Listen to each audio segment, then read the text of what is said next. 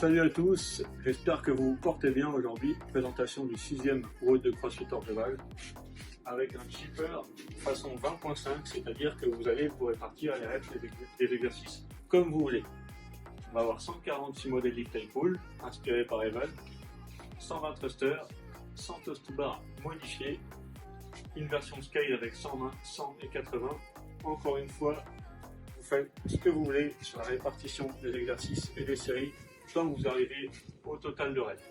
Là, vous pouvez très bien faire 2 rounds de 70 sur modèle lift and pull, 60 thrusters et 50 toes to bar modifiés. Vous pouvez aussi faire 10 rounds, mais d'une autre manière, c'est vraiment vous qui choisissez la répartition.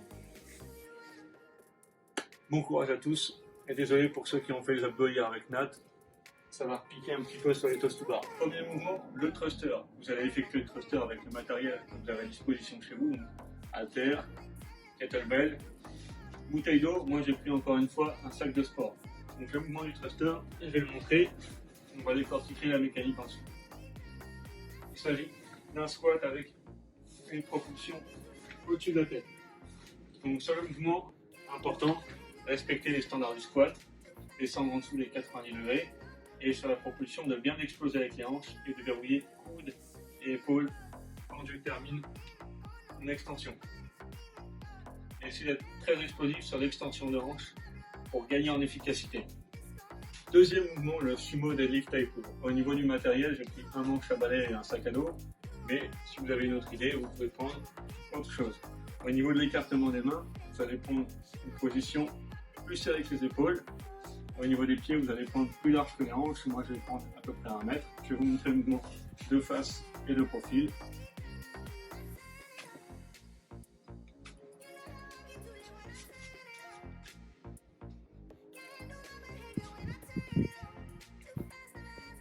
Sur la partie du deadlift, on va faire attention, comme d'habitude, à ce que la charge soit bien en dessous des hanches et non pas à ce qu'elle soit devant, sinon on va avoir tendance à tirer avec les lombaires.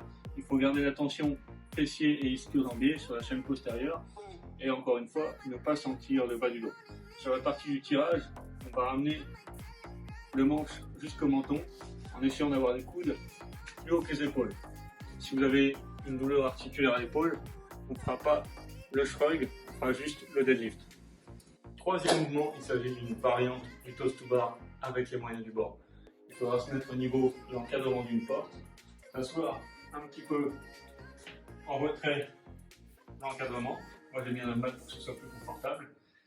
Et vous allez vous tenir au cadre, vous incliner un petit peu vers l'arrière, jambes tendues, pointe de pied tendue aussi.